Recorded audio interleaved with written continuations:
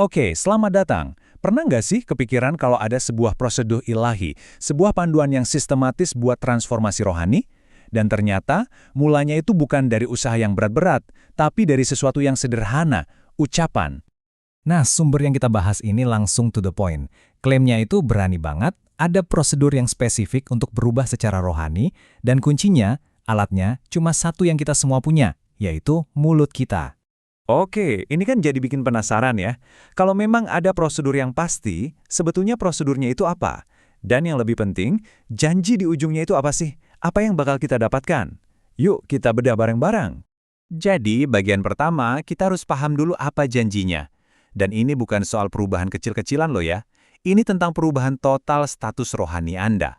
Janjinya itu, wah luar biasa. Tujuannya adalah untuk menjadi apa yang disebut anak-anak Allah. Ini bukan cuma sebutan, tapi sebuah keadaan di mana kita, seperti yang tertulis di Injil Lukas ini, dapat bagian dalam kebangkitan, nggak bisa mati lagi, dan bahkan setara dengan malaikat. Benar-benar sebuah transformasi total. Nah, ini bagian yang menarik banget. Gimana sih cara memulai prosedur ini? Bayangin aja, ini kayak sebuah kunci, tapi kuncinya punya dua bagian yang nggak bisa dipisah. Satu bagian ada di mulut, satu lagi ada di hati. Hukum rohaninya itu jelas banget tertulis di surat Roma. Coba kita lihat. Pertama, dengan mulut kita mengaku dan hasilnya kita diselamatkan. Kedua, dengan hati kita percaya dan hasilnya kita dibenarkan. Tapi, perhatiin deh urutannya. Ini krusial banget. Mulut itu disebut duluan. Jadi pengakuan lewat mulut itu langkah pertamanya, baru diikuti oleh keyakinan di hati. Oke, sekarang ada satu hal yang penting banget untuk dipahami, yaitu perbedaan antara kata Tuhan dan Allah dalam konteks ini. Tuhan, dalam bahasa aslinya, itu artinya tuan, majikan, atau bos. Ini adalah sosok yang kita layani sebagai hamba. Hubungannya itu soal ketaatan dan pelayanan. Beda dengan Allah, yang merujuk pada Sang Pencipta, yang Maha Kuasa, sosok yang kita sembah dengan penuh penghormatan. Jadi, waktu kita mengaku Yesus sebagai Tuhan, artinya kita secara sadar menempatkan diri kita sebagai hamba yang siap melayani Tuhan kita. Nah, setelah kita membuat pengakuan itu, langkah berikutnya nih, dalam banget. Ini soal tindakan penyerahan diri, sebuah aksi yang sangat simbolis tapi punya makna yang luar biasa kuat. Sumber kita ngasih analogi yang keren banget dari peristiwa Minggu Palma. Waktu itu, orang banyak bukan cuma melambaikan daun palem loh, mereka melakukan sesuatu yang lebih radikal.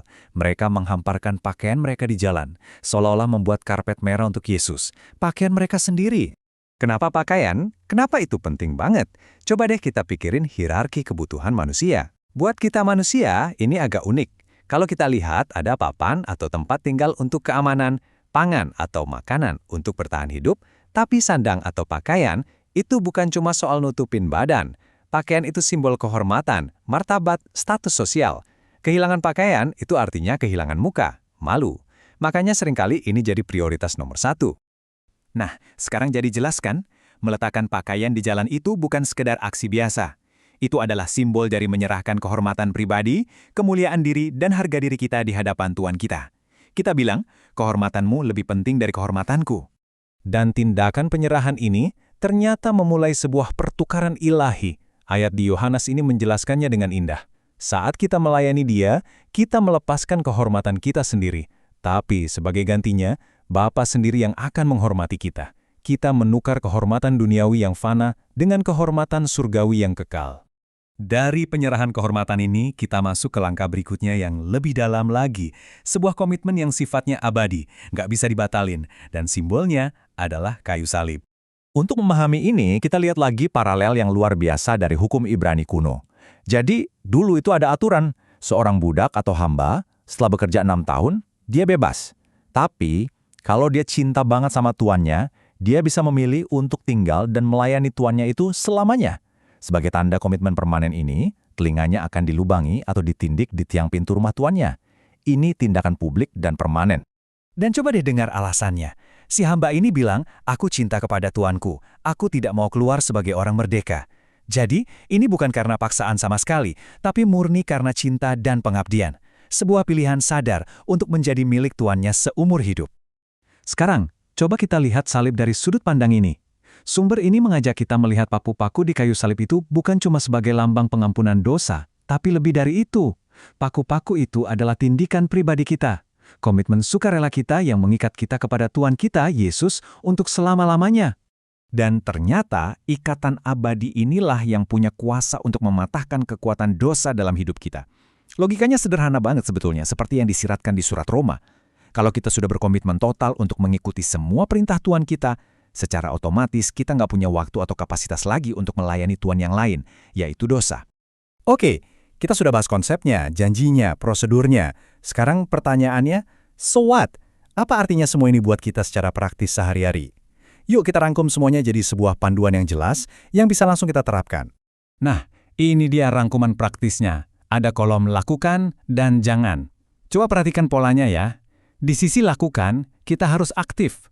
Ucapkan imanmu. Jangan cuma disimpan di hati, tapi akui Yesus sebagai Tuhanmu. Lalu, serahkan kehormatanmu. Taruh kemuliaan Dia di atas segalanya.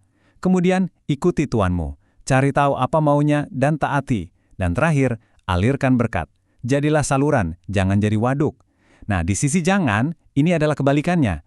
Jangan malas mengaku, jangan biarkan mulutmu diam. Jangan malah sibuk mencari kehormatan diri, jangan tidak menaati Tuhan karena dosa itu intinya ya ketidaktaatan, dan jangan menimbun berkat sampai jadi seperti laut mati. Dan sampailah kita di pemikiran terakhir. Ini sebuah pertanyaan reflektif buat kita semua.